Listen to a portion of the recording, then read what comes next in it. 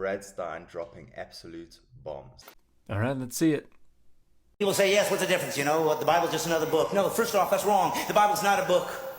The Bible's 66 books. 40 different people wrote it. Over 1,500 years. There's never been a book like that in history. Ever. Does that make it the Word of God? No. It just means it's worth considering. So some things to note here. To begin, the Bible has only been considered 66 books for less than 200 years. In the middle of the 19th century CE, Protestants began to omit the Apocrypha from their canon, and that became standard by the end of the 19th century CE. But Protestants included the Apocrypha in their canon for centuries, and prior to Protestantism, Catholicism had always included those texts. And you can go to other Christian denominations like the Armenian Church, or the Eastern Orthodox Church, or the Ethiopian Orthodox Tewahedo Church, and others to find still other books that are included in the canon. And those canons firmed up between the 4th and the 6th centuries CE. And prior to that, Christians considered a lot more texts to be scriptural.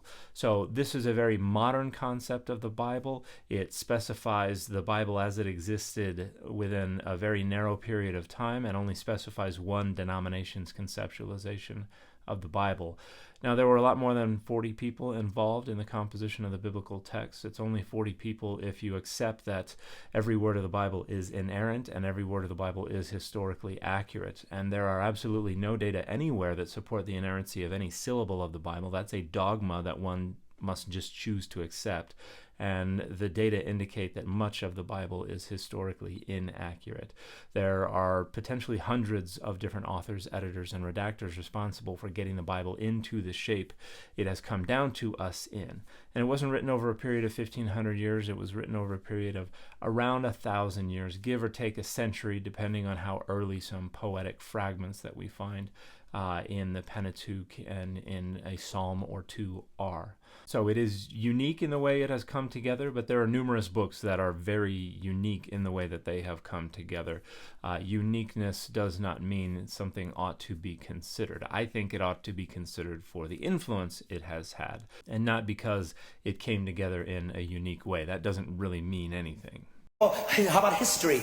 For hundreds of years, archaeology has used the Old Testament and New to find buildings, to find people, to find civilizations, to find kings that didn't exist or they didn't think they did. And suddenly the Bible said they're there and they dug it up and there it was. Does that make it the Word of God? No. It means it's historically accurate. Real people really existed and really wrote down what they saw. It's worth considering. So this wildly misrepresents biblical archaeology, which began in the 19th century with men who accepted the historicity and inerrancy of every word of the Bible going into the lands mentioned in the Bible to try to dig up these places with a spade in one hand and a Bible in the other. And over the centuries, as biblical archaeology has developed, their methodologies have become more refined and better. What happened was they didn't find most of what they were looking for, but what they did find demonstrated that a lot of what they were looking for never existed. So biblical archaeology has confirmed a lot of places and even some people and events from the Bible. It has also demonstrated that there are a lot of places and people and events from the Bible that do not fit the data on the ground and are very clearly not historical. So the results of biblical archaeology are a mixed bag and don't in any way, shape, or form whatsoever indicate that there's anything special about the historical accuracy of this collection of books. And then they said, we're going to have God show up, and lots of people said that. Lots of religions say it. Don't worry, we'll prove it as a rational God would do.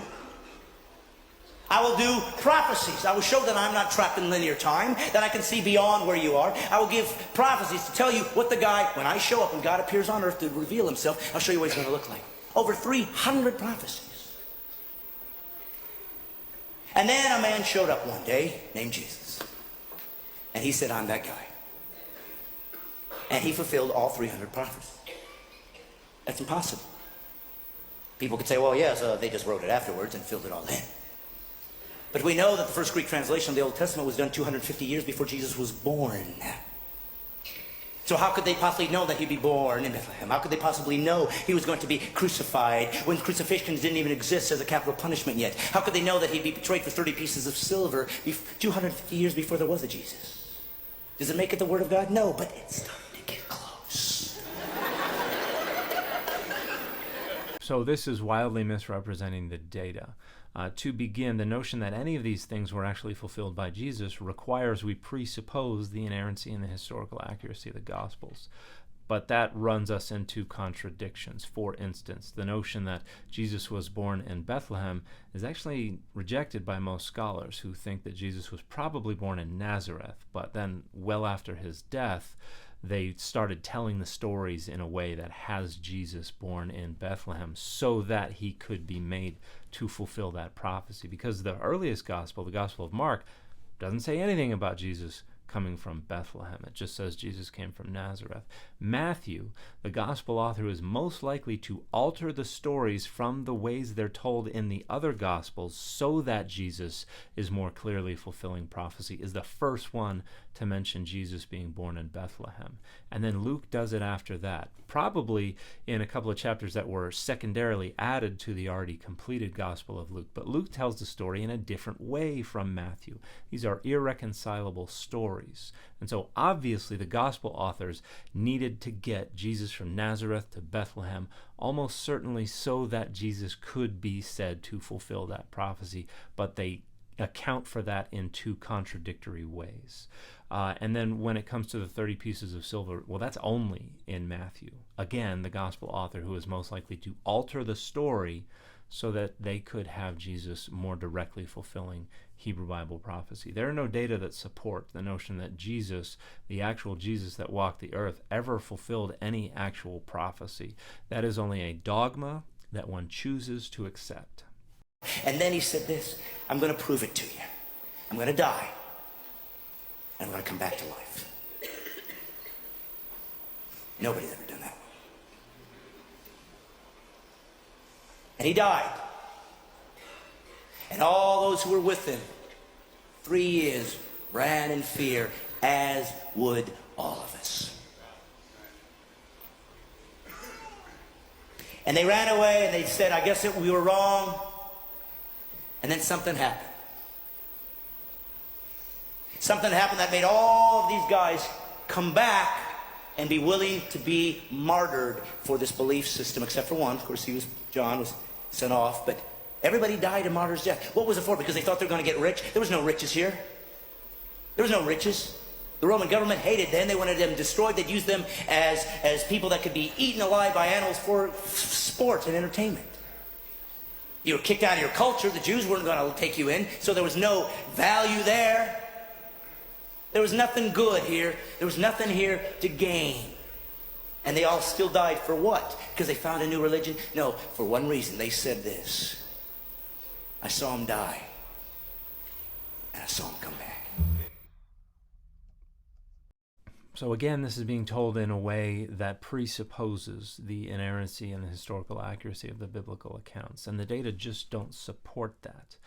But throughout time and around the world, people have given their time and their freedom and their very lives to movements and to identities that they have considered to be bigger than themselves, whether that be family or faith or ethnic identity or political identity or ideology. It happens all the time.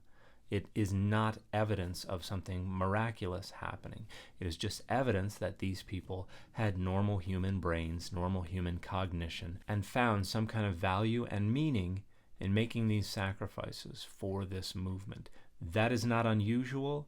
That is not in any way, shape, or form whatsoever evidence of anything miraculous happening.